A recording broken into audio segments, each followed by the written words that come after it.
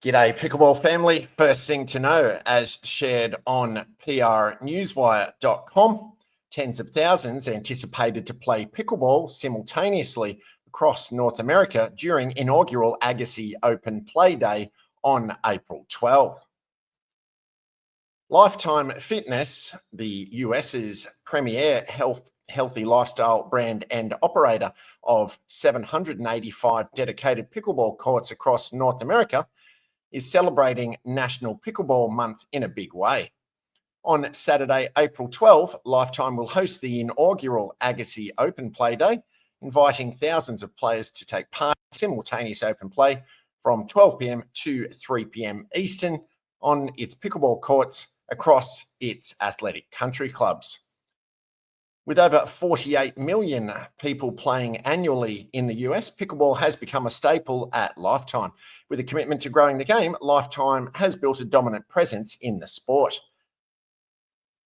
At Lifetime, we set out in 2021 to become the leader in pickleball, and we've done exactly that as we approach nearly 800 courts and have created a community of hundreds of thousands of passionate players for fun, for leagues, and for competitive play, said RJ Singh, Lifetime's Chief Digital Officer and leader of Lifetime Racket Sports.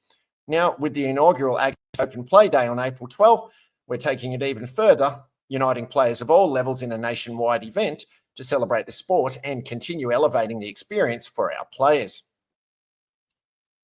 A highlight of the day will take place at Lifetime Green Valley in Henderson, Nevada, outside of Las Vegas, where tennis legend Andre Agassi, the inaugural chair of the Lifetime Pickleball and Tennis Board, will take the court with other pickleball pros, influential friends, and Lifetime members beginning at 9 a.m. Pacific time.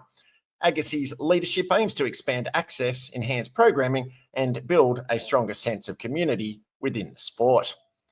Second thing to know, as shared on thedinkpickleball.com, Nations Elite to compete at the Dink Minor League Pickleball National Championships this December.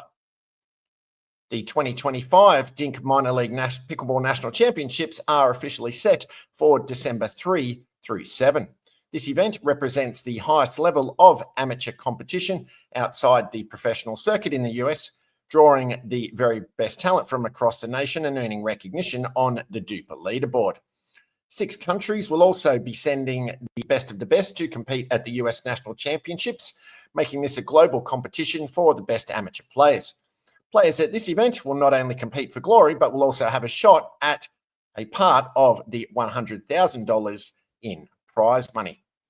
Throughout the year, thousands of amateur players across the country compete in minor league pickleball or MILP events, including state championships and regional showdowns.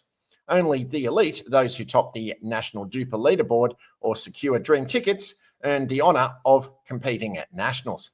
Many current professional pickleball stars, including Jack Monroe, Connor Garnett, Kate Fay, and others, started their impressive careers in MILP, highlighting the championship's significance as a gateway to pro success.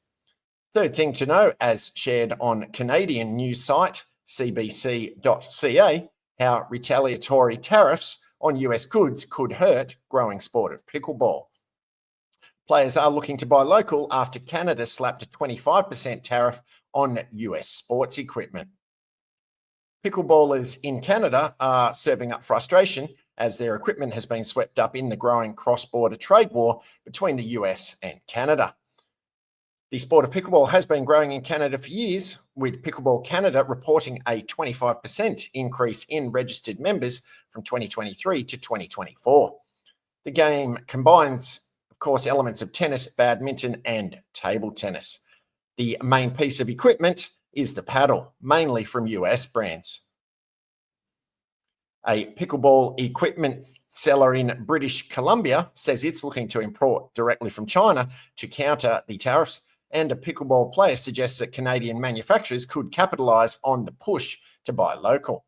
It's probably going to make huge waves in the pickleball industry, said Cara Arding, who owns the online retailer Pickleball Depot.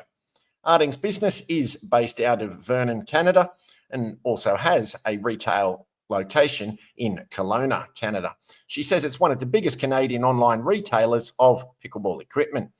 The equipment seller said she had made a big bulk order before the imposition of retaliatory tariffs and would look to maintain her prices as much as possible, but already her customs receipts from US imports are higher than usual. Ultimately, we'll only be able to hold those old prices so long until we start having to make some adjustments, she said. The end consumer is, unfortunately, going to see some price increases. And she said she's now looking to pivot and feature more Canadian paddle brands, some of which are imported directly from China.